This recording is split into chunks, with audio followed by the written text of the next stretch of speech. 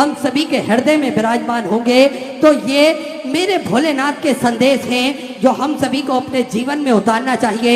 और हम सभी को पूज्य गुरुदेव बड़ी ही सरलता और सहजता के साथ में शिव महापुराण की ये सुंदर अलौकिक दिव्य कथा श्रवण कराकर हम सभी को कृतार्थ करते हैं, आनंद में करते हैं। और आप सभी को ज्ञात है सिद्धपुर नगरी सीहोर की पावन धरा पर विशाल कुबेरेश्वर धाम की स्थापना होने जा रही है।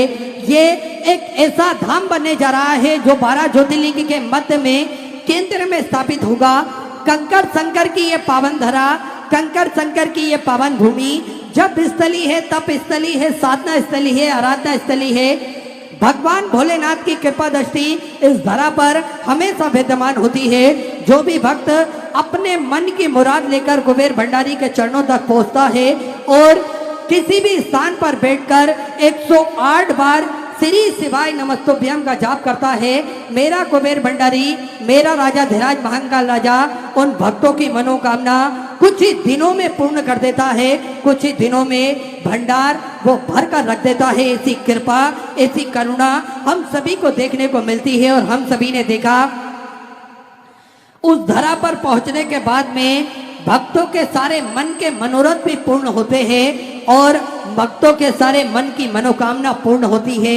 हम सभी ने देखा किस प्रकार से भक्त आते तो हैं आंखों में आंसू लेकर, लेकिन उस धरा से जब वो निकलते हैं तो उनके चेहरे पर एक मुस्कान होती है, उनके मन में एक उत्साह होता है, उनके मन में एक हौसला होता है। और मेरा महादेव, मेरा कुबेर भंडारी मुझे हारने नहीं देगा, मुझे गिरने नहीं देगा, हर परिस्थिति में वो मेरा साथ देगा, हर समय वो हर मोड़ पर मेरे लिए खड़ा रहेगा। ऐसा आत्मबल हम सभी को मिलता है। और देखिए श्रद्धा और विश्वास की ये सुंदर कथा हम सभी को एक आत्मबल प्रदान करती है, जिससे हम आने वाली सारी परिस्थितियों का सामना कर सकते हैं। हम आने वाले जो भी समय है उसका सामना कर सकते हैं। ये मेरे महादेव की कृपा है। और उस धरा पर सेवा का कार्य भी निरंतर सुचारू रूप से चलता है, जिसपे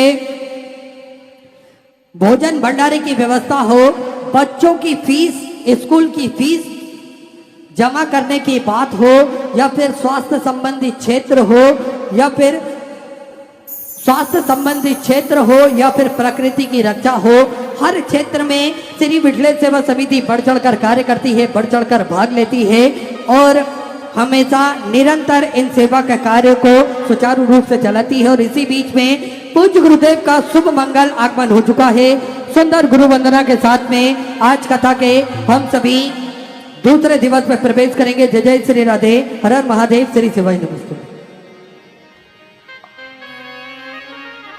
गुरुर्ब्रह्मा गुरुर्विष्णु गुरुर्देवो महेश्वरा गुरुर्साक्षात् परब्रह्म तस्मै श्री गुरुवे नमः।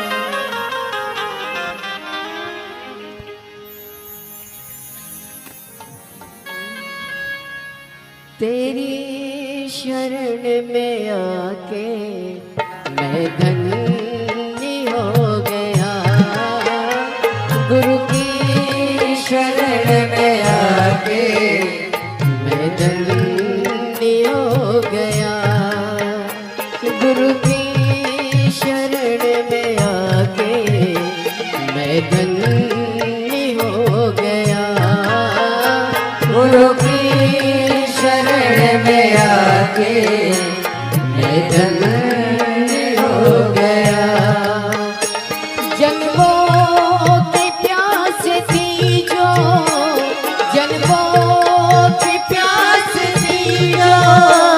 संपन्न हो गया, गुरु की शरण में आके मैं धन्य हो गया, गुरु की शरण में आके मैं धन्य हो गया। कितने मिले अमीरिया, कितने कितने मिले अमीरिया,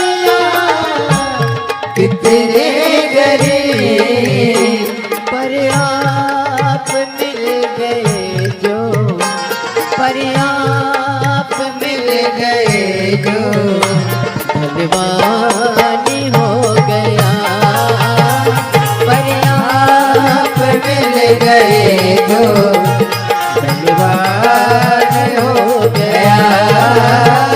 गुरु की शरण में आके मैं धन्य हो गया।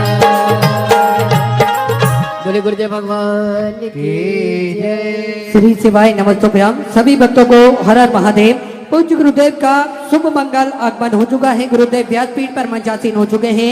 आप सबकी तरफ से व्यासपीठ को नमन करते हुए हम सबके प्रिय, हम सबके लाडले ठाकुर कल्लू जी महाराज के चरणों में नमन करते हुए, परम सत्य परम आदरणीय विश्वविख्यात पूज्य गुरुदेव के पावन चरणों को नमन करते हुए और आप सभी शिव भक्तों के चरणों में नमन करते हुए सुंदर आज कथा के हम सभी दूसरे दिवस में प्रवेश करेंगे। उससे पहले स्वागत का क्रम हम सभी ने देखा, जिसमें श्री सुरेश ओझा जी, विद्या सागर जी दुबे, चिंटू सिंह जी, सोनी तिवारी जी, नगर अध्यक्ष भाजपा से ज्ञान प्रकाश जी पांडे हमारे बीच में पधारे। एक बार सभी के लिए जोरदार ताली बजाकर स्वागत करें। और भोलेनाथ की ये सुंदर कथा के दूसरे दिवस में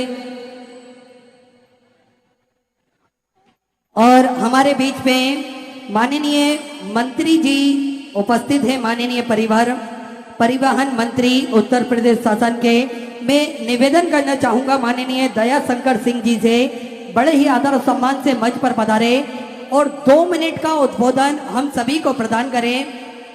माननीय मंत्री जी 2 मिनट का उद्बोधन हम सभी को प्रदान करें।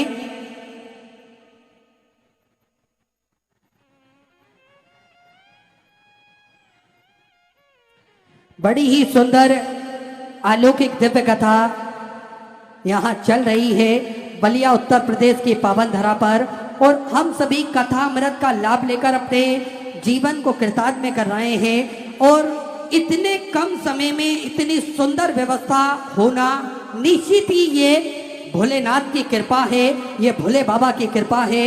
और हमारे बीच में माननीय मंत्री जी उपस्थित हैं। 2 मिनट का उद्बोधन हम सभी श्रवण करेंगे।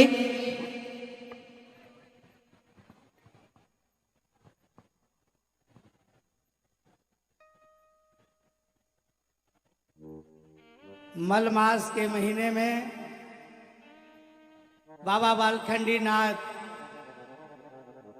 के परम सानिध्य में परम पूज्य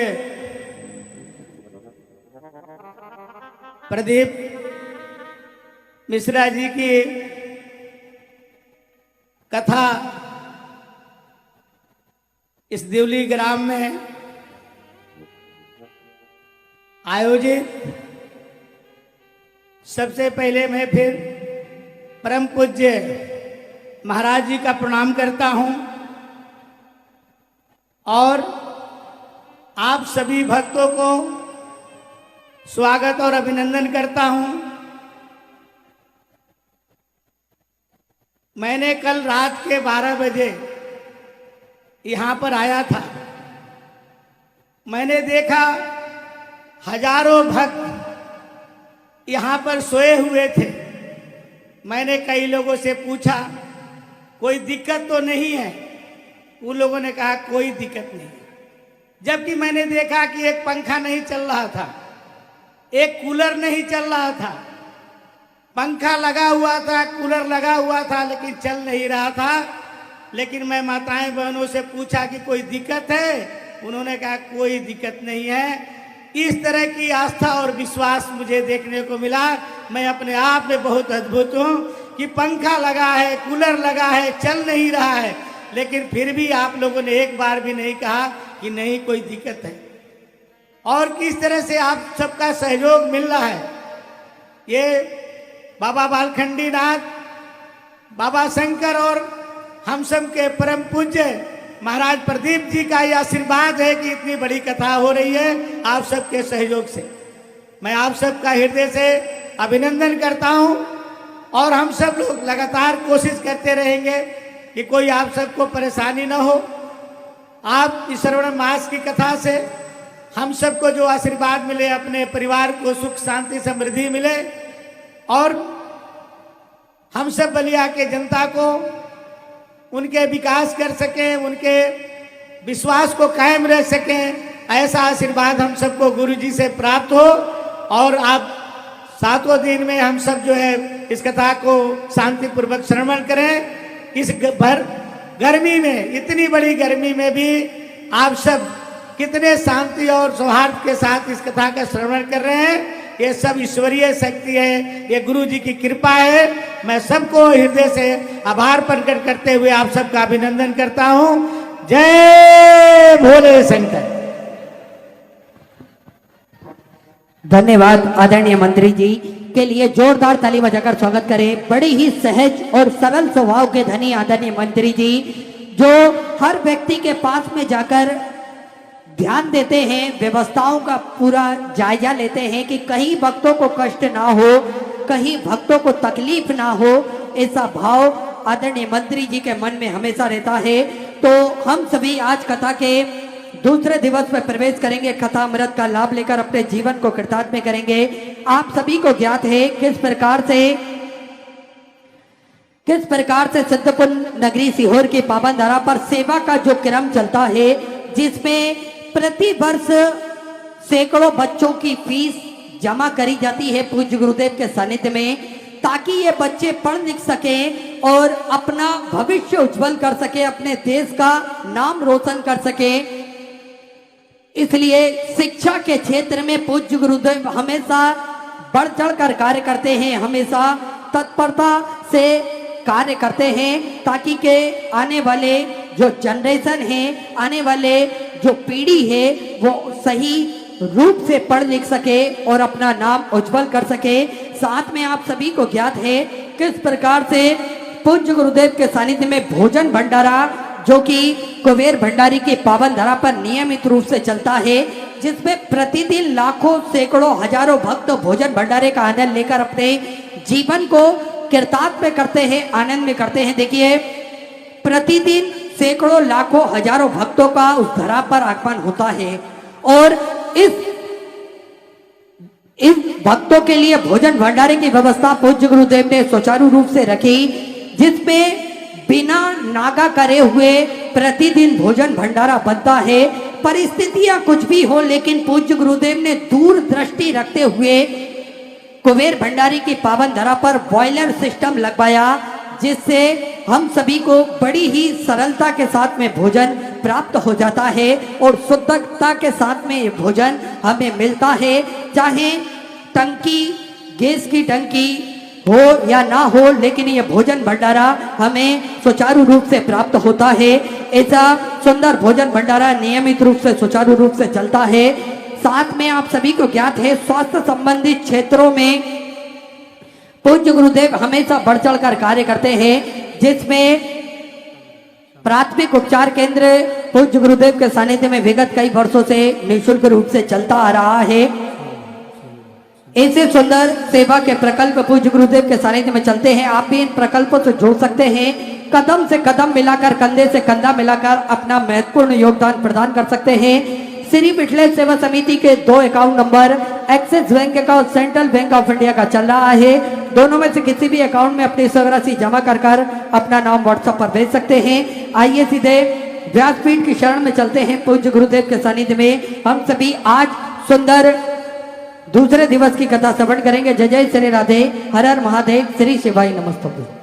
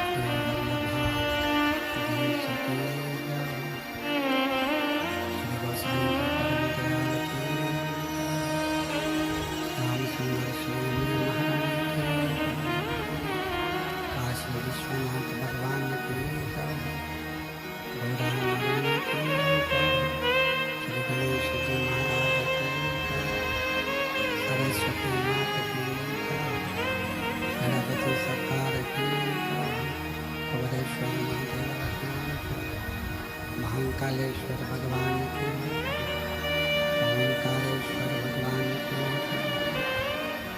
मनघंडी महादेव की बालेश्वर महादेव की संत सदगुरुदेव माता की गंगा माता की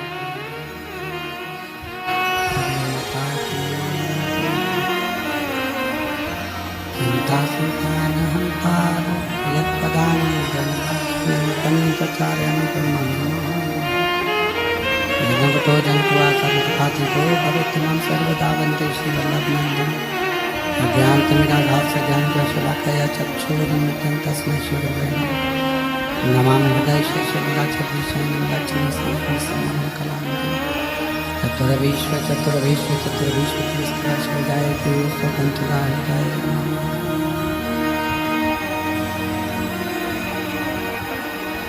बोले विश्वनाथ भगवान की जय।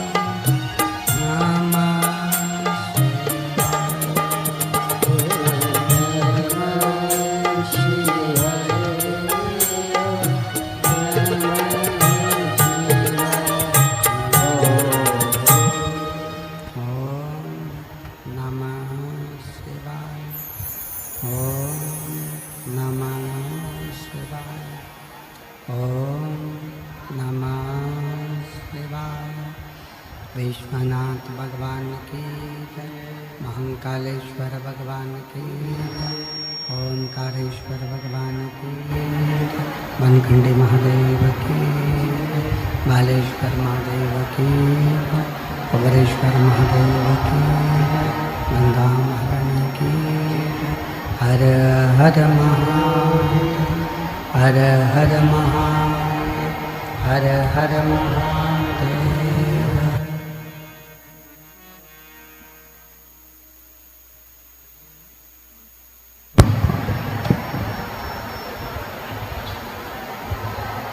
बाबा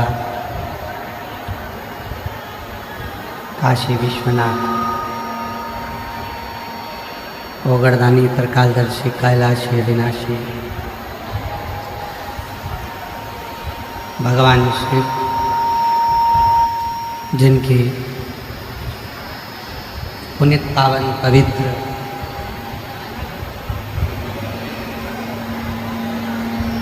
शिव महापुराण की कथा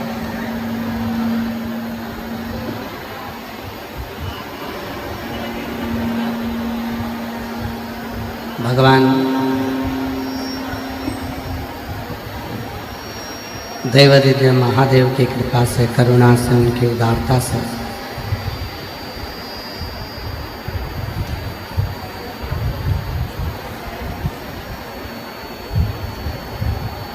श्रवण करने का सौभाग्य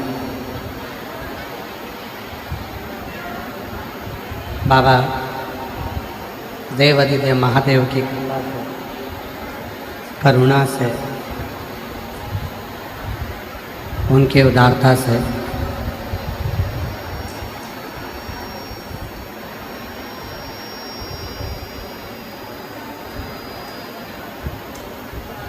दिवली बलिया उत्तर प्रदेश की ये पवित्र पावन भूमि, जहाँ भगवान शिव की कृपा से, करुणा से, उनकी उदारता से ये पवित्र कथा श्रवण करने का सौभाग्य प्राप्त हुआ। कथा के मुख्य आयोजक श्रीमती तीत्री देवी जी, परम भक्त शंकर के, शिव के परम उपासक माननीय परिवहन मंत्री उत्तर प्रदेश शासन के माननीय दयाशंकर सिंह जी, जिन्होंने ये पवित्र कथा का दिव्य आयोजन कराकर संपूर्ण क्षेत्रवासियों को लाभान्वित किया। एक बार माननीय मंत्री महोदय के लिए जोरदार ताली बजाकर उनका स्वागत, वंदन, अभिनंदन, जिनके माध्यम से ये पवित्र कथा आप और हमको श्रवण करने का सौभाग्य मिला। बड़ी सरलता माननीय दयाशंकर सिंह जी, परिवहन मंत्री उत्तर प्रदेश सरकार, जिनकी सरलता और सहजता से ये पवित्र कथा का दिव्य आयोजन आयोजित किया गया। एक बार पुनः उनके लिए जोरदार ताली बजाकर साधुवाद, वंदन, अभिनंदन।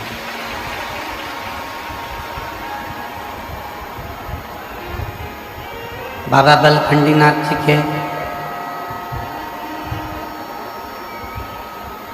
पवित्र चरणों में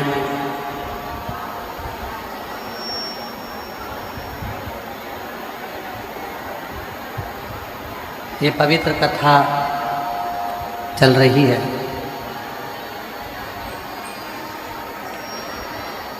बाबा बलखंडीनाथ दिवली बलिया सेवा समिति, जिसके अध्यक्ष हैं श्री जयराम सिंह जी, भगवान शिव की ही कृपा, करुणा और उनकी उदारता इस पवित्र कथा को बाबा बलखंडीनाथ जी के दिवली बलिया तक लेकर आई है। एक बार बाबा बलखंडी नाथ जी की इस पूरी समिति के लिए भी जोरदार ताली बजाकर साधुवाद।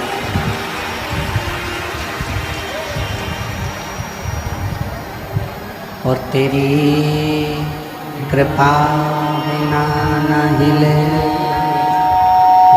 एक भी अणु लेते हैं श्वास तेरी कृपा से तनु बखान क्या करूं मैं राखों के ढेर का चपटी भभूत में खजाना कुबेरा मुक्तिवाद ओंकार तू भोले ओंकार तू आयो शरण तिहारी शंभु तारका शिव की उदारता है।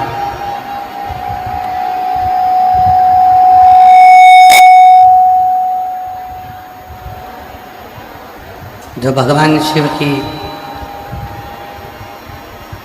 आनंदमय लीलाओं को श्रवण करने का सौभाग्य आपको और हमको मिला।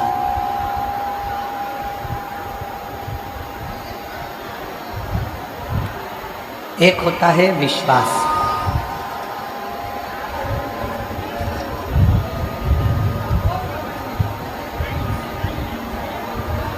और एक होता है अविश्वास।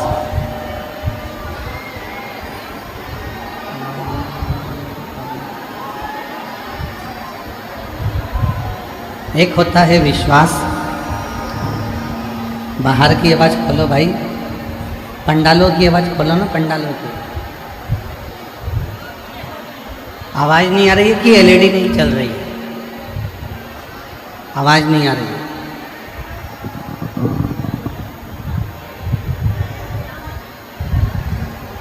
एक होता है विश्वास,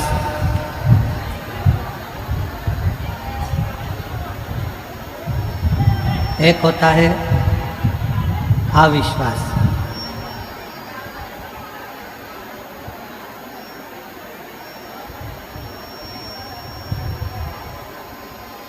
जब जीव के मन में,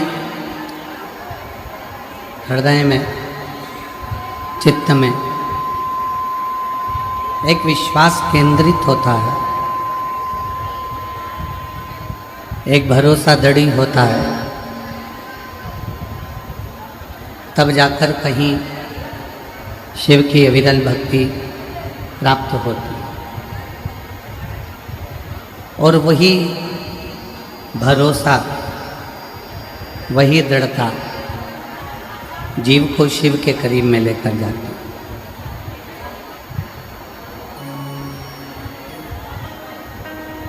जैसे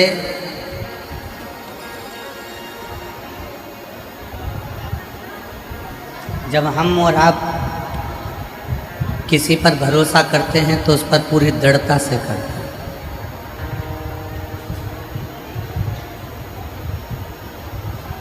शिव महापुराण की कथा ये कहती है कि भरोसा करा जाए तो किस पर करा जाए।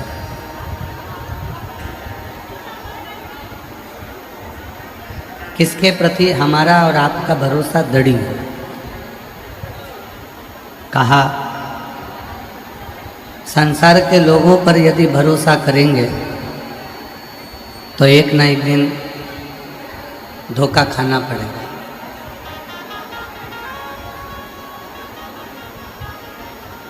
पर यदि वही भरोसा हम अपने आप पर करें, वही भरोसा हम देवाधिदेव महादेव पर करें, तो निश्चित है एक दिन हम अपनी मंजिल तक पहुंच ही जाएंगे।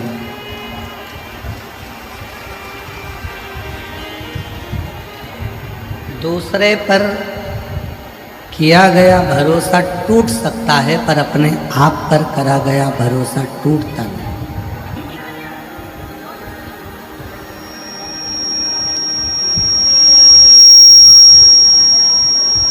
हम जब अपने आप पर पूर्ण भरोसा कर लेते हैं, हम अपने आप पर पूर्ण आश्रित हो जाते हैं, तो निश्चित है कि वो हमें मंजिल तक पहुंचाते हैं।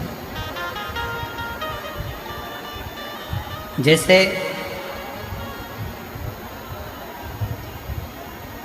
कोई गुम जाता है, कोई खो जाता है, तो गुमशुदा तलाश केंद्र पर जाया जाता है।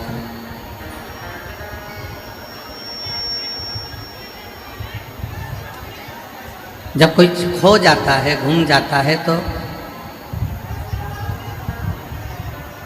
साउंड वाले भैया साउंड बढ़ाइए ना, बाहर के साउंड नहीं चल रहे हैं, मन पंडालों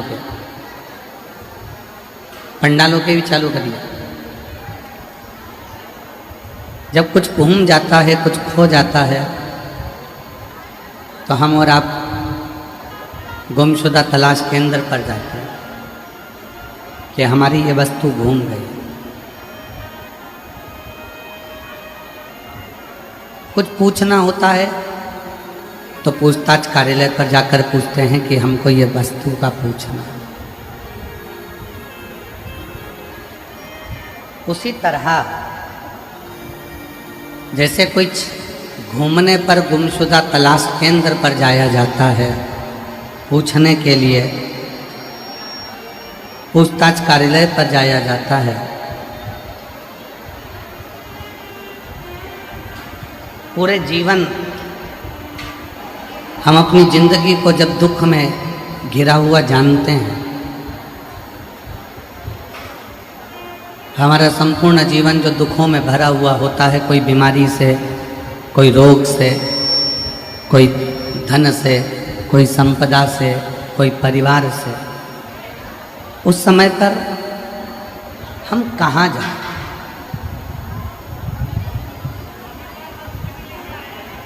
किस ओर जाएं? शिव महापुराण की कथा कहती है कि जब कुछ घुमा है तो गुमशुदा तलाश केंद्र पर जाइए, पूछना है तो पूछताछ कार्यालय पर जाइए, और जब चारों तरफ से दुख से अगर घिर जाओ तो एक लोटा जल लेकर महादेव की शरण में जाइए। शिव की शरण।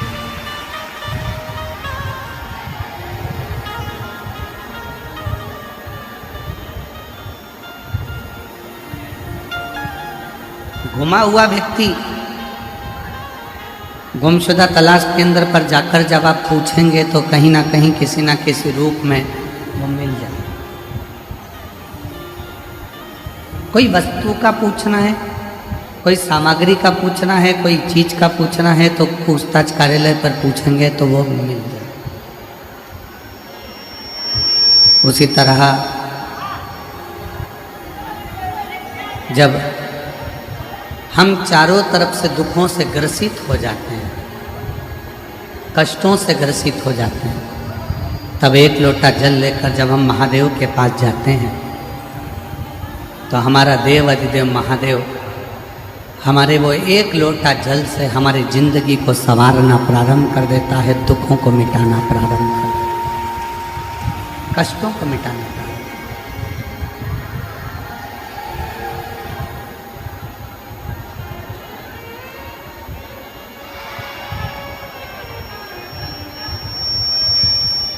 एक विश्वास, एक दृढ़ता, एक भरोसा शिव के प्रति हमें सुख प्रदान करता है, शिव के प्रति हमें आनंद प्रदान करता है।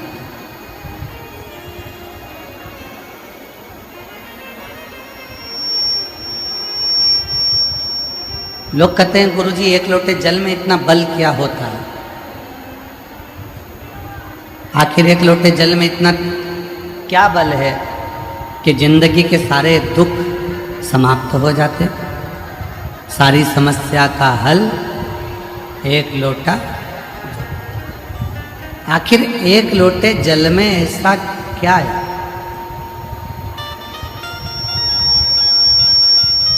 एक लोटे जल में ऐसी क्या प्रबलता है कि जिंदगी के सारे दुख, जिंदगी के सारे कष्ट, जिंदगी की सारी तकलीफें समाप्त हो जाती?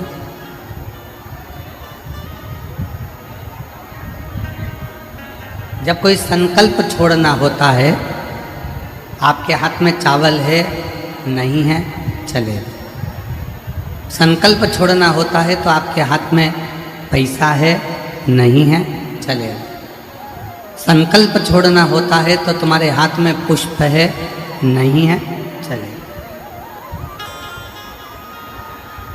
संकल्प छोड़ने के लिए चावल ज़्यादा जरूरी नहीं है, संकल्प छोड़ने के लिए पुष्प ज़्यादा जरूरी नहीं है, संकल्प छोड़ने के लिए धन ज़्यादा जरूरी नहीं है, पर संकल्प छोड़ने के लिए, संकल्प लेने के लिए जल ज़्यादा जरूरी है।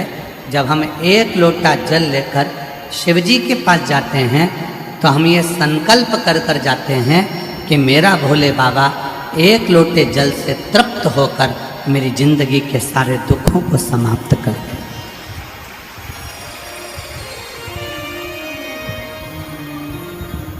वो जल हमारे जीवन के कल को बदल देता है।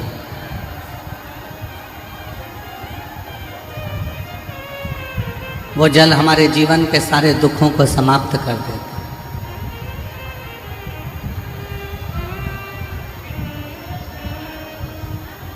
और तेरी कृपा बिना ना हिले एक भी अणु लेते श्वास तेरी कृपा से तनु तनु बखान क्या करूं मैं राखोगे ढेर का चपटी भभूत में है खजाना कुबेर का गंगाधार मुक्ति वाले ओमकार तू भोले ओमकार तू आयो शक्तिधारी शंभो तार तार तू। एक जल में संकल्प की भावना होती। आप किसी को भोजन नहीं करा सकते, मत करो। आप किसी को करोड़ों का धन नहीं दे सकते, मत दीजिए। आप किसी को संपदा नहीं दे सकते, मत दीजिए।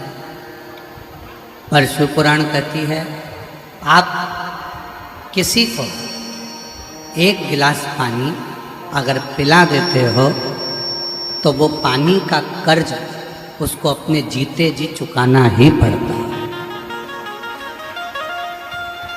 तो जल के कर्ज को वो चुकाएगा।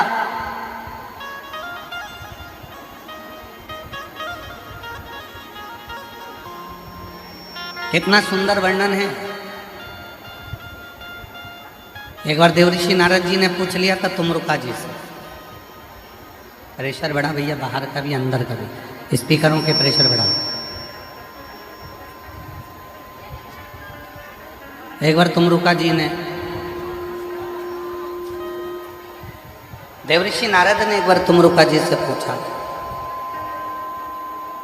स्पीकरों के प्रेशर बढ़ाओ, स्पीकरों।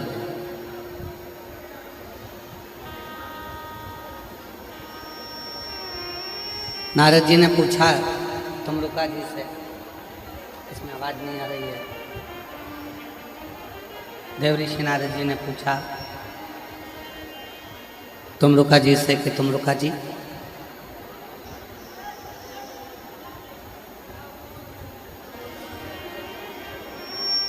ये मानव का जो जन्म मिलता है,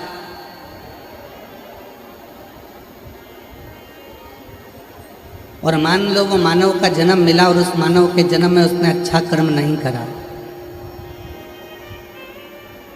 कोई कर्म श्रेष्ठ नहीं कर पाया, कोई कर्म ठीक नहीं कर पाया,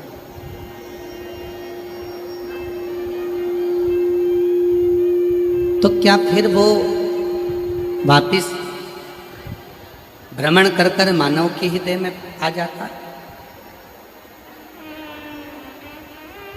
पुनरपि जननम पुनरपि मरणम, जन्म और मरण के प्रपंच से क्या वो वापिस घिरा ही रहता? आप सबको मालूम है अभी अधिक मास चल रहा है। कौन सा महीना चल रहा है? जम के बोलो, जम के। अधिक मास, पुरुषोत्तम मास।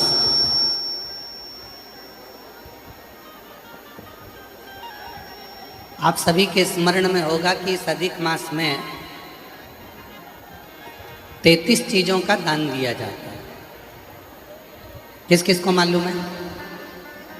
कितनी चीज देते हैं?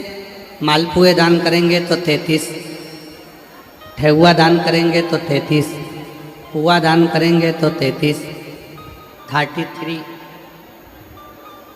आवाज ही नहीं आ रही है मुझे स्पीकर में।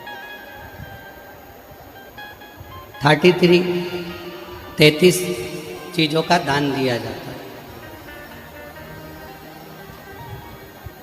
अधिक मास। कभी आपने किसी से पूछा कि ये 33 चीजें ही दान क्यों करी जाती है? 33 मालपुआ का दान ही क्यों करा जाता है? 33 वस्तुओं का ही दान क्यों किया जाता है? अगर आप किसी से पूछेंगे तो कोई आपको बताएगा कि 33 मालपुए का दान, पुए का दान, ठेहुए का दान इसलिए करते हैं कि 30 दिन के तो 30 पुए दान किए जाते हैं। 31वें नंबर का जो पुआ दान करते हैं, मालपुआ दान करते हैं, अनरसा दान करते हैं, ठेहुआ दान करते हैं, बतासा दान करते हैं, यदि हमने अपनी बहन बेटी के घर का अगर कुछ खा लिया होता है तो उसका दोष ना लगे, उसके लिए 31वें नंबर का पुआ दान होता है। 32वें नंबर का पुआ, मालपुआ, ठेहुआ, अनरसा, बतासा हम इसलिए दान करते हैं कि हमने अगर किसी के घर का सूतक सावड़ का, किसी के घर बच्चा हुआ, हमको मालूम नहीं था, हमने उसके घर का पानी पी लिया। किसी के यहाँ प्राण छूट गए थे, उसके घर सूतक लगी हुई थी, हमने उसके घर का खा लिया, पानी पी लिया, तो दोष न हो। ये 32वें नंबर का जो पुआ होता है, ये हमें उस सूतक सावड़ के अन्न का भाग या जल का भाग हमने जो ग्रहण करा होता है उससे मुक्त कर दे। और 33वें नंबर का पुआ हम इसलिए दान करते हैं अधिक मास में। 33 मालपुओं में 30 दिन के तो 30, 31वां बेटी के घर का खाया हो, बहन के घर का खाया हो तो दोष ना लगे। 32वां सूतक और सावड़ का अगर खाया है तो दोष ना लगे। और 33वां पुआ इसलिए दान किया जाता है कि हमने किसी ब्राह्मण के घर का, किसी गुरु के घर का यदि कुछ पाया है तो उसका दोष न लगे, इसलिए 33 पुओं का और 33 मालपुओं का दान किया। 33 पुओं का दान। शिव तत्व कहता है, भगवान शंकर की परम पवित्र कथा कहती है, शिव पुराण कहती है कि भगवान शिव की जो आराधना साधना आप और हम करते हैं, जैसे प्रदोष का दिन आ जाता है, हर महीने की शिवरात्रि आ जाती है, आप लोगों के स्मरण में नहीं रह पाता कि आज प्रदोष है, आप लोगों के स्मरण में नहीं रह पाता कि आज शिवरात्रि है। कई लोग ऐसे हैं, कई मेरी बहनें ऐसी बैठी हैं, कई मेरी जीजियाँ बैठी हैं, कई मेरे जीजा बैठे हैं, कई मेरे बेटा, कई मेरी बेटियाँ, कई मेरे बुजुर्ग माँ बाप कथा में ऐसे बैठे हैं, उनके स्मरण में नहीं रहता कि आज शिवरात्रि, उनके स्मरण में नहीं रहता कि आज प्रदोष। वो तो अपने कर्म में लिप्त रहते हैं, कार्य में लगे रहते हैं। कोई दुकान जा रहा है, कोई नौकरी पर जा रहा है, कोई काम में लगा हुआ है, कोई किसी काम में लगा हुआ, उसके स्मरण में नहीं रहता। पर अनायास, भले आपको याद नहीं है, भले आपके स्मरण में नहीं है, फिर भी यदि आप भूल से भी प्रदोष के दिन, प्रदोष काल में अगर शिव जी के मंदिर में जाकर मात्र शिखर का, शिवलिंग का या नंदी का या शिव के द्वार का दर्शन मात्र कर लेते हो तो ये मानव का शरीर बार बार नहीं मिलता, इससे मुक्ति प्राप्त हो जाती है, मोक्ष हो। पुनरपि जननम पुनरपि मरणम, बार बार जन्म और मृत्यु के प्रपंच से निकलना है तो हमें शिव की शरणागति को ग्रहण करना। शिव से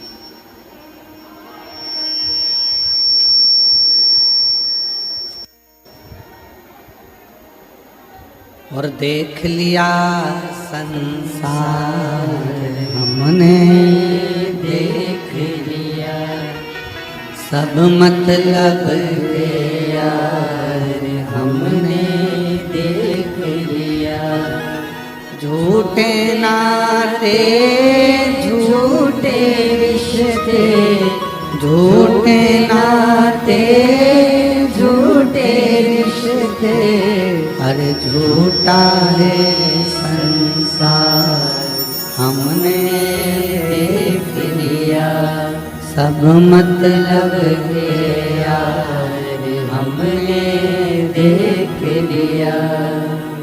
भूलवश में, स्मरण में नहीं है, चित्त में नहीं है, मन में नहीं है, तुम्हारी बुद्धि में नहीं है, भूलवश में।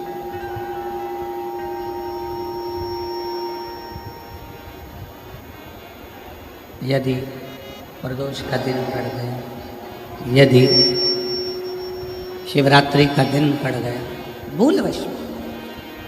एक सुंदर सी कथा आती है,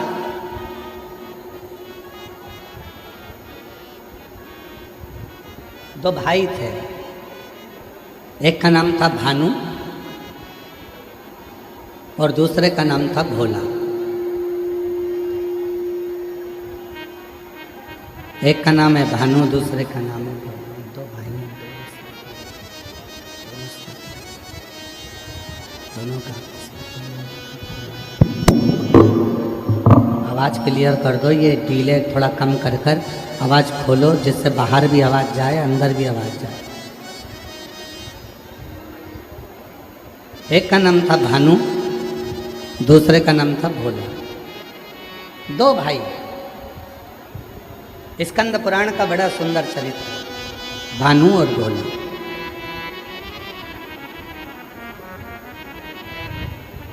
दोनों का नियम था, भगवान शिव के दर्शन को करना, भगवान शंकर की शरणागति को ग्रहण करना, शिव मंदिर में जाना, भगवान शंकर को एक लोटा जल समर्पित करना, भगवान शिव जी को एक लोटा जल समर्पित करना, एक लोटा जल चढ़ाना और शिव मंदिर के शिखर का दर्शन करना। दोनों का नियम, दोनों भगवान शंकर की विरल भक्ति में डूबे रहते हैं। दोनों भानु और भोला दोनों भगवान शिव की विरल भक्ति में डूबे रहते हैं। शिव भक्ति में दोनों रमे हुए हैं, भगवान शंकर की विरल भक्ति में दोनों रमे हुए हैं। एक दिन शिव पुराण की कथा कहती है कि भानु को पर गांव जाना पड़ा। भोला गांव में रह गया, भानु चला गया। धीरे धीरे भानु अपने मित्रों के चक्कर में फंस गया और संगति गलत कर बैठा।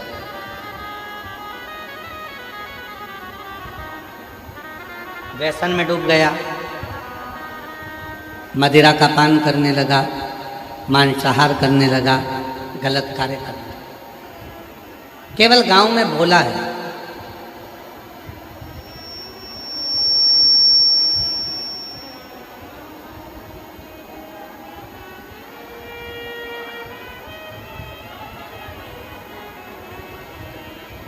गांव में केवल भोला है, केवल। भानु चले गया, गलत संगत में डूब गया, गलत विचारों में डूब गया, गलत चीज़ों में डूब गया। भोला जो गांव में निवास करता है वो अपनी शरणागति शिव की धारण करा, शिव मंदिर में रोज जाता है, रोज भगवान शंकर की साधना करता है, रोज शिव की आराधना करता है, शिव उपासना करता है। भानु के पास में वैभव बढ़ता गया, धन बढ़ता गया, और शिव महापुराण की कथा कहती है धन बढ़ाने के तरीके दुनिया के लोग आपको बहुत सिखाएंगे, पर उम्र बढ़ाने का तरीका कोई नहीं सिखाएगा। उम्र बढ़ाने का तो केवल एक तरीका है, एक लोटा जल और सारी समस्या का।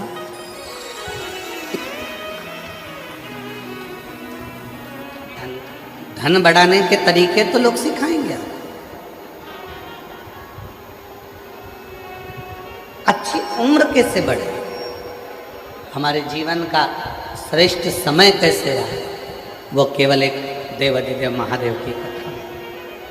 भानु चला गया शहर में, गलत मित्रों की दोस्ती, गलत लोगों का संग पकड़कर पूर्ण तरह से बर्बाद हो गया। धन तो आया, वैभव तो आया, पीछे आवाज नहीं आ रही है कि एलईडी नहीं चल रही है। एलईडी की आवाज नहीं आ रही है।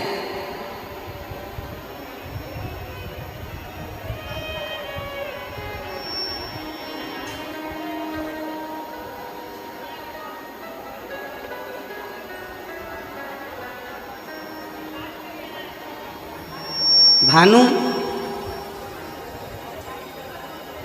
गलत व्यसन में डूबकर, गलत मित्रों का संग पकड़कर, गलत लोगों का संग पकड़कर अपनी जिंदगी को बर्बाद कर लिया। धन की कमी नहीं रहती,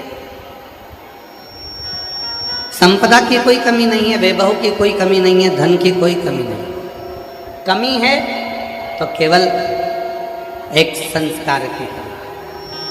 शिव महापुराण की कथा कहती है, भगवान शंकर का चरित्र कथा है, शिव तत्व कथा है। भगवान शंकर की कथा कहती है कि कई लोग कुत्ता पालते हैं, पालो मना नहीं, पर वही कुत्ता अगर तुम्हें काटने लगे तो वो कुत्ता श्रेष्ठ होगा क्या? जम के तो बोलो जरा। कुत्ता है तुम्हारे घर में, डॉग है तुम्हारे घर में, कुत्ता पालो मना नहीं, पर वही कुत्ता जब तुम्हें काटने लगे, वही कुत्ता तुम्हें काटे तो वो श्रेष्ठता नहीं है, वो श्रेष्ठता नहीं है। कुत्ते को रोटी दो, कुत्ते को पानी पिलाओ, कुत्ते को सामान दो, तो कुत्ता काटे वो श्रेष्ठ नहीं।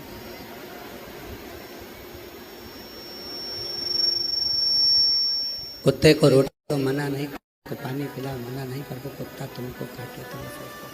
शंभु शंभु शंभु शंभु शंभु शंभु शंभु। वो कुत्ता अपने को काटे वो श्रेष्ठता नहीं। जिस कुत्ते को तुमने पाला वो कुत्ता अपने को काटे वो श्रेष्ठ नहीं है।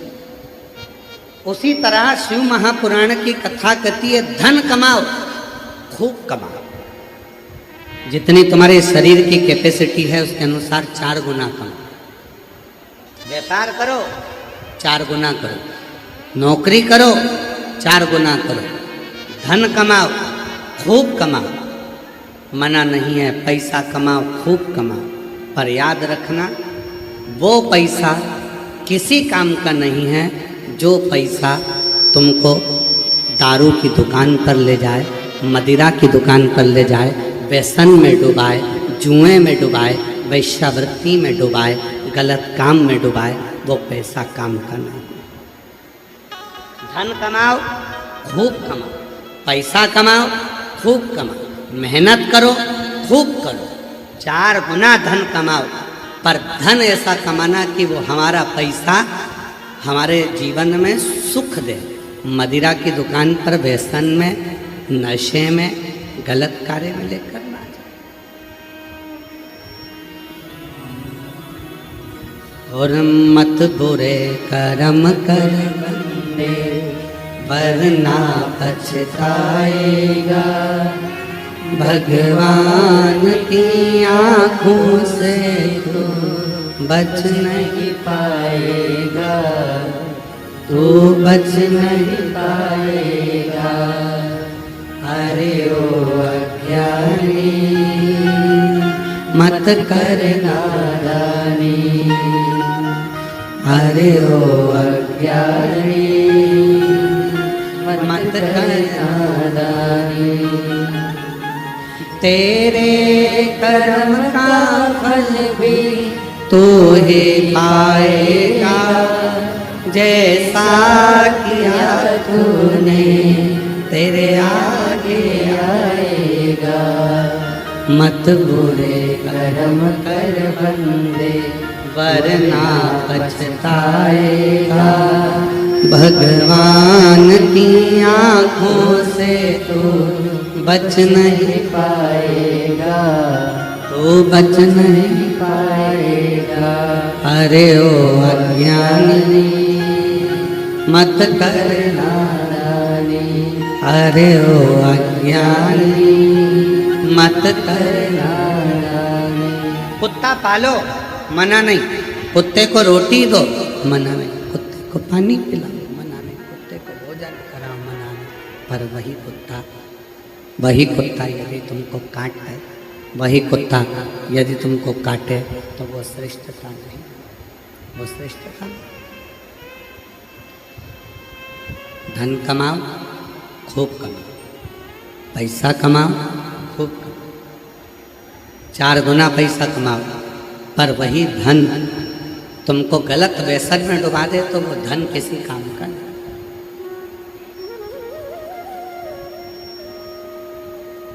दुनिया के आधे से ज्यादा हॉस्पिटल तो 15 दिन में खाली हो जाए, और तुम खाली कर दो 15 दिन। कैसे?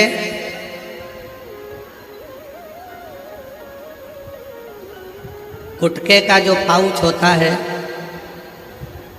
तंबाकू का जो पाउच होता है, उसके ऊपर कैंसर का फोटो बना होता है।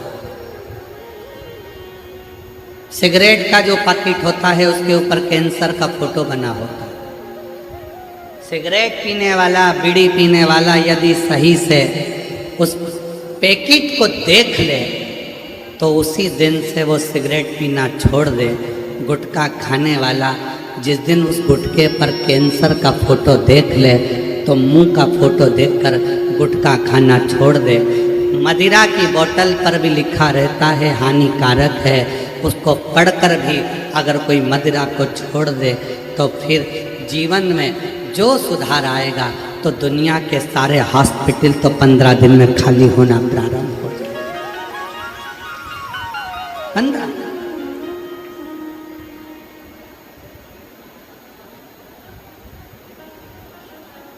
दुनिया के सारे हॉस्पिटल तो 15 दिन में खाली होना प्रारंभ हो जाए। हम देखते नहीं। गुटखा लिया, मला खाया, छोड़। और कई तो इतने चतुर बैठे हैं कथा में कि महाराज जी का इंतजार करते हैं, जेब में से निकाल लेंगे, मल लेंगे। महाराज जी जैसे ही भजन गाएंगे तो फटकी दे लेंगे, और जैसे ही महाराज जी बोलेंगे हारा तो उतनी देर में तो गया अंदर, उतनी देर में तो गया। और इतने चतुर हैं, अब मुंह में भर गया बहुत सारी राल, बोल सकते हैं, क्या करें? तो आजू बाजू देखें,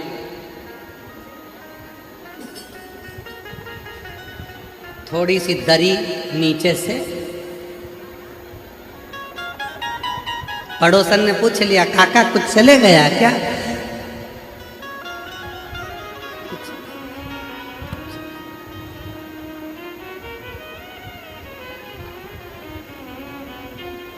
शिव कथा कह रहे हैं। जब व्यक्ति रोग से ग्रसित होता है, रोग से जब वो ग्रसित हो जाता है, रोग में गिर जाता है, और रोग से ग्रसित व्यक्ति बाद में जब पूरा शरीर खराब हो जाता है तब विचार करता है कि अब मुझे भाई बढ़ा दे। रोग से ग्रसित व्यक्ति बाद में फिर विचार करता है कि अब मुझे ये व्यसन नहीं करना, ये व्यसन नहीं करना।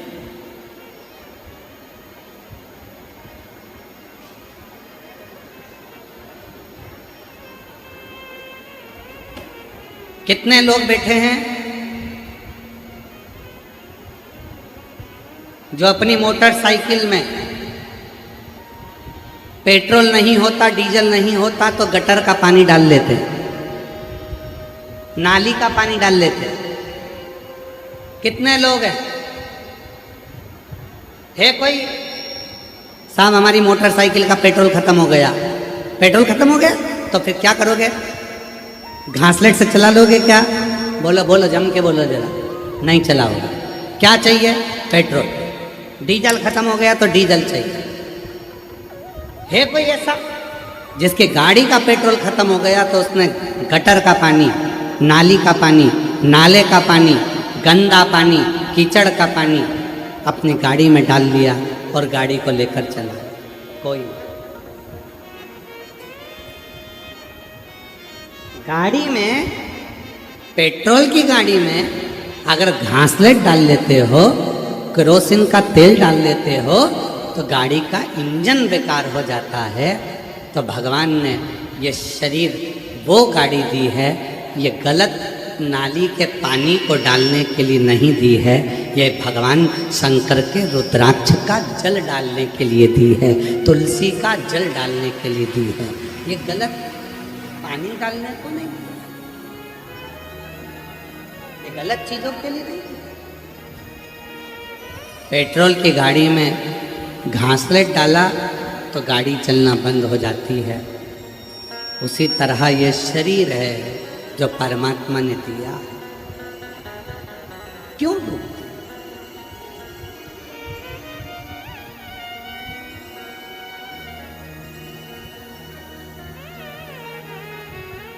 गाड़ी चलाओ तो सीट बेल्ट बांध के रखो, गाड़ी चलाओ तो हेलमेट लगा कर रखो। पुलिस वाले गाड़ी को रोकते हैं तो आप चिढ़ते हैं, उसमें पुलिस वाले का फायदा नहीं है, उसमें प्रशासन का फायदा नहीं है, उसमें फायदा तुम्हारा है। एक्सीडेंट हुआ, हेलमेट था, बच गए। सीट बेल्ट बांधे थे, बच गए। इसमें फायदा प्रशासन का नहीं है, इसमें फायदा पुलिस का नहीं है। वो तो तुमको जागरूक कर रहे हैं कि तुम सुधरो, तुमसे जितना तुम सुधरोगे, जितना तुम सेफ रहोगे, उतना तुम्हारे जीवन का सुख होगा, उतना तुम्हारे जीवन का आनंद होगा। तुम सेफ रहो, तुम सुधरो। शंभो शंभो शंभो, तुम सुखे, सेफ। बस शिव पुराण भी यही कर रही है, भगवान शंकर का चरित्र भी यही कर रहा है।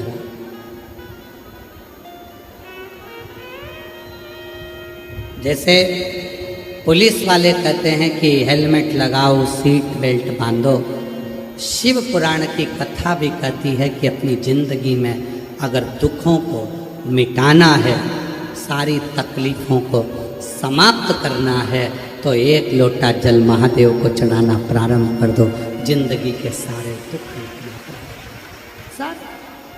एक पत्र है, अच्छा है।